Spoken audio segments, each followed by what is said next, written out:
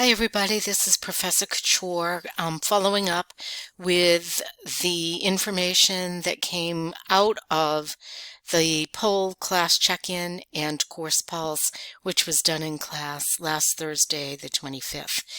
And so I'm going to share the information. I'm also going to share with you my feedback or my comments, and I will also post this PowerPoint if you are interested in looking at it in addition to listening to this. So the first question that was asked is, how did preparation for today's class go? And you can see that there are 5 possible answers. We had 2 people who were not feeling so great about it, 2 people who were feeling awesome about it, a bunch of people that were feeling pretty confident and pretty good about it, and then some people that were kind of in the middle. What I would like to do is, so if you were one of the students who did not select one of the green emoticons, I would really like to meet with you. I want to help you, but I can't help you if I don't know what you're struggling with, if I don't know what questions you have, if I don't have a decent sense of how you're reading and understanding the assignment instructions, and whether or not you're reading the textbook material before trying to do the homework. It's important for me to point out that the homework assignments that are noted in the textbook itself are to be done after the reading that precedes it. If you are trying to do the homework without having done the reading, then that is going to be a frustrating experience, and I would encourage you to discontinue that model and start reading before you do the homework. If you are one of those people, please see me either after class or during office hours, or email me to set up an appointment so we can talk about what's going on. The second question asked, what were the 3 most difficult things that you were experiencing in preparing for Thursday's class? As you can see, the pretty clear leader was understanding the reading and that was required, not too far followed by managing time, and time management, of course, is important.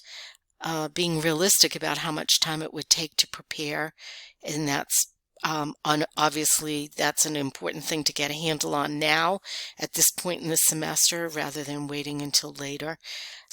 A few people had difficulties or presented understanding the videos as one of their 3 most difficult one of the 3 areas of most difficulty. Locating materials and understanding what to do for class were at the lower end.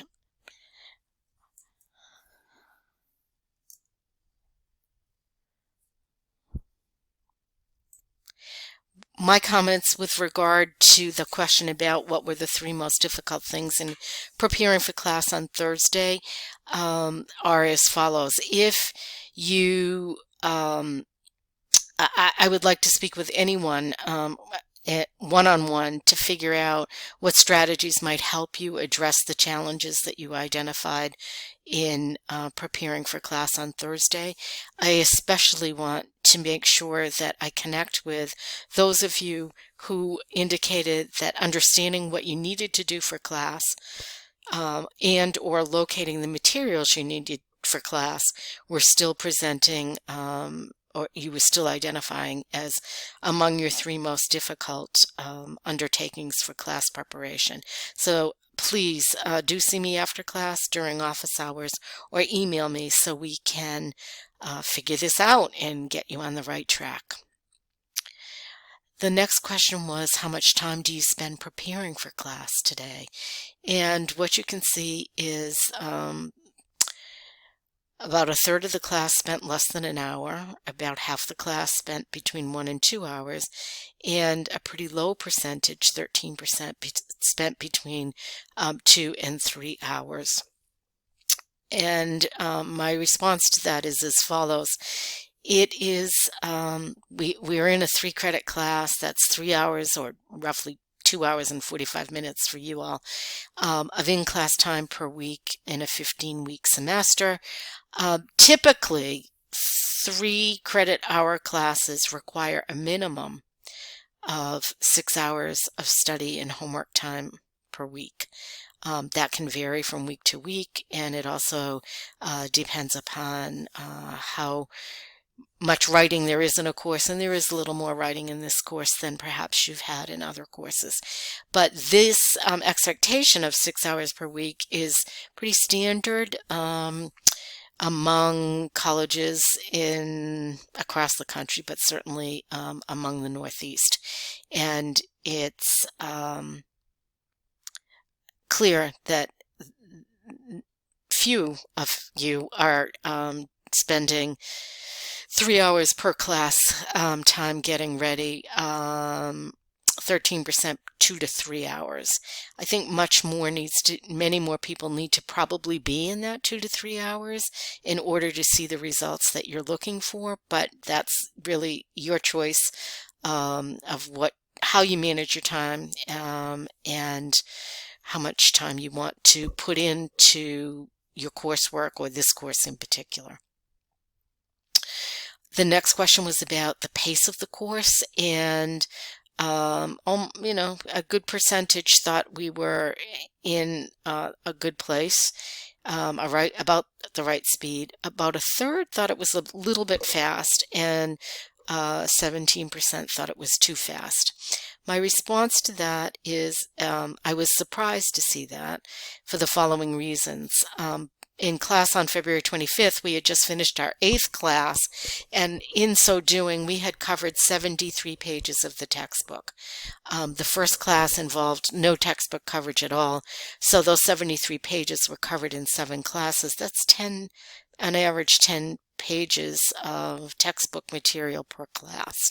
I don't know how that compares to your other 200 level classes at Curry, but I'd be interested to know that. I'm sure there are classes in which you're covering 20 or 25 pages per class, and therefore the pace here is slower by design because it is new material. Learning about criminal law is a new language for most of us, and so I'm mindful of that, but if a student has not spent the time to read and think about the assigned textbook reading before coming to class, it is going to feel like it's going really fast, because if you haven't prepared, you are hearing things for the first time. It's new information. You're trying to process it. You're trying to apply that to the homework. So adequate class preparation, adequate time reading in preparation to do the homework assignments, which are in turn the preparation to be prepared to engage with the class material, class discussion, and breakout groups is really the recipe for success. Okay, so the most common answers of what 2 to 3 things you found most difficult in this course so far were understanding what you were reading, keeping up with the coursework, managing your time, some confusion on how to complete homework, how to find supporting evidence for homework and essay answers, and understanding my grading system. So I'll talk about each of those in turn. Understanding what you're reading. As I previously said, criminal law really is like a new language, and therefore it's going to take more time and effort and practice and active reading strategies to really understand what you're reading and be able to use that information on homework, case exercises, and exams. Just reading over once isn't going to be enough. You're going to have to, or I would recommend that you take notes, that you underline, that you highlight, that you make marginal comments, which will help you remember the material, and it'll also help you identify parts of the material that are that you may need some extra help with. Some of us can comprehend and apply what we read more easily and more quickly than other people can. Some of us, like me, have to read and reread the material, write notes, highlight, underline, etc. before I get it. Workload planning is essential to understanding what you're reading. You have to have enough time to do the kind of reading that's necessary to really understand and be able to apply what you're reading in the homework, so that when we gather in class, you certainly are not going to have perfect homework, but or some of you may, but you have thought about it, you've prepared, so that the discussion that we have and the review of the homework is not new information. So planning is essential. Let's see. Okay, whoops, I went back instead of forward, or I duplicated the slide. Sorry about that. So I guess what I would say to you is, I showed this slide earlier. 2 to 3 hours per class is probably what you're going to need to earn the grades that you may desire. But you need to figure that out. You need to decide how much time you want or have. And we all have the same amount of time. It's 168 hours a week.